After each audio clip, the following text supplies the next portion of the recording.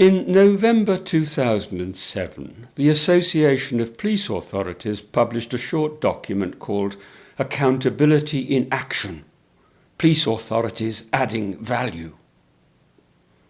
The word accountability refers to the Police Act of 1996, which requires every police authority to maintain an efficient and effective police force for its area. The inaction phrase reflects the nature of the APA document, which comprises case studies of the work of 16 police authorities. The subtitle refers to the Independent Review of Policing, published on the 7th of February 2008, for which Flanagan, the Chief Inspector of Constabulary, was responsible. The covers of the APA document feature the image of a stick of rock, accountability being presented in a sickly sweet confection intended for consumption by an undiscriminating readership. Generally, the individual case studies are upbeat. That for Sussex, however, gives a description of the level from which the Sussex Police Authority was supposed to have raised the force, without acknowledging that the authority itself bore responsibility for the very low level that the APA describes.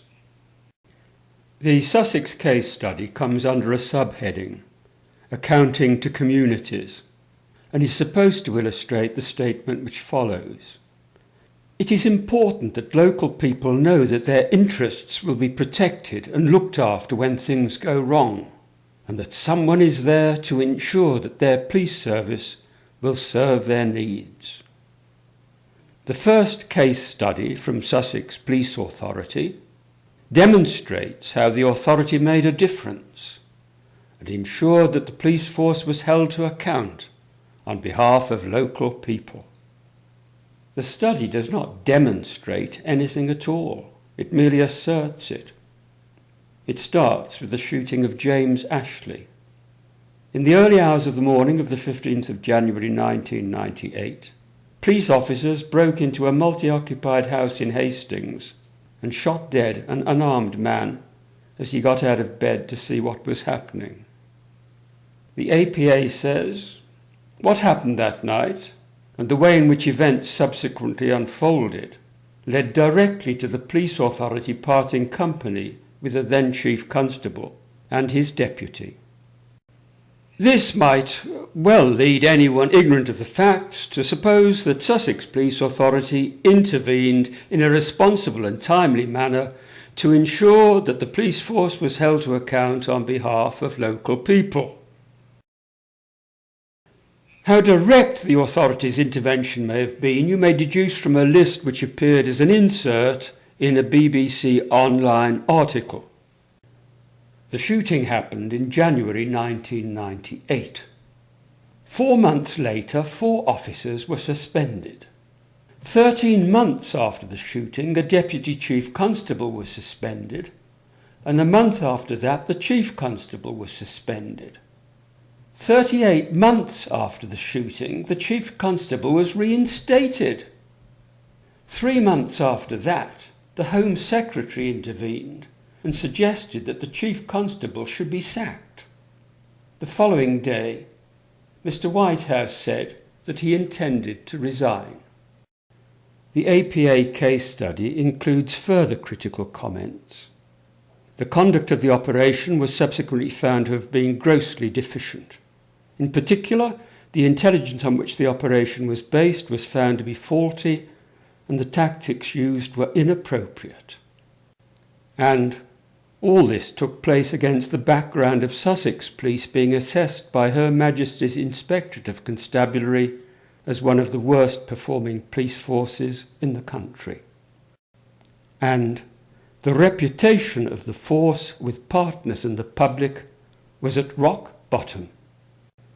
The Sussex Police Authority, of course, bore much responsibility for the deplorable quality of the force at the time, and yet we are told in the latter part of the study that the authority successfully sought to limit the damage caused to the force, and they are said to have supervised a recovery programme, the cornerstones of which were a force operational review and the introduction of a robust performance management regime within Sussex Police.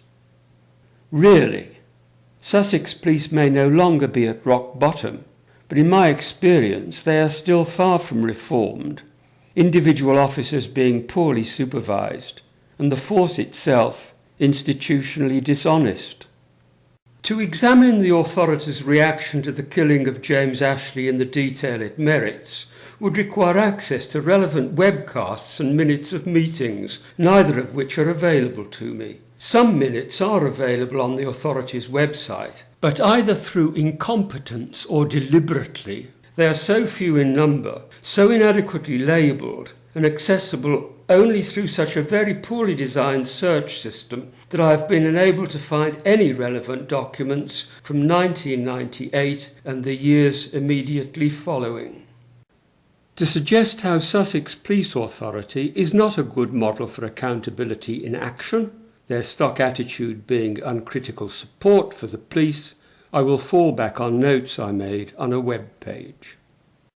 At the end of the authorities' public meeting on the 19th of October 2006, Mrs. Shaves, an unelected magistrate member of the authority, raised a subject not on the agenda. She wanted to complain about the behaviour of the Independent Police Complaints Commission. The background to this was as follows. At about 1:30 a.m. on the 29th of October 2005, in St Leonard's, East Sussex, an acting sergeant, alone in a police patrol car, spotted a car which had been reported stolen. As a driver, according to his own account, he was not a trained safe follow driver, and he was not authorised to engage a vehicle in a pursuit. Initially, seeing several people in the car, he decided to follow until more resources became available. However, according to the acting sergeant, when the metro accelerated, I indicated to the vehicle to stop by turning on my blue lights, giving them a double flash of my headlights, and by turning my indicator left. The metro proceeded without hesitation. I made a decision on the spot to follow the vehicle and put on my sirens. According to a BBC report, 2 minutes later the metro crashed, and in it 5 people aged 14 to 17 were found dead. The IPCC had produced a report on the crash. Mrs. Shaves said, "They have come back with a report which has been given to the families but which we as an authority have not been allowed to see. And I think that is an absolutely disgraceful situation. How can we possibly be ambassadors for the force if we have absolutely no idea what is in this report and we have no idea when we're going to get it?" The Chief Constable, who had spoken to the chairman of the IPCC that morning, seemed to be suggesting that they would not have anything to worry about. But Mrs. Shaves found it very difficult to be patient, because we've got a press who are quite prepared to stir things up where they can. Luckily, it's only one family that's been causing problems, and they were very lucky so far that the report hasn't caused too much problem, and that the families haven't gone to the press with it. The clerk also thought it a matter of great concern that they had not been given copies of the report, and had written to the IPCC about it. Mr. Dunn, Conservative, asked, "Suppose there had been a substantial issue in that report. What would our position be if we weren't aware of it? Could we FOI them?" Presumably the death of 5 teenagers, members of the public that the authority is supposed to be serving, is not a substantial issue, whereas the attachment of blame to a police officer would have been. The chairman concluded by agreeing that if they did not get their way, they would have to go to some pretty extreme measures, including FOI or applying to the courts for redress. So the authority were threatening the IPCC with the Freedom of Information Act if they did not have copies of the report, evidently because they wished to be in a better position to defend the police if necessary. Though if accountability in action had been their watchword, they might have shown more concern for the members of the public who had been killed, and an interest in seeing risks to the public minimised.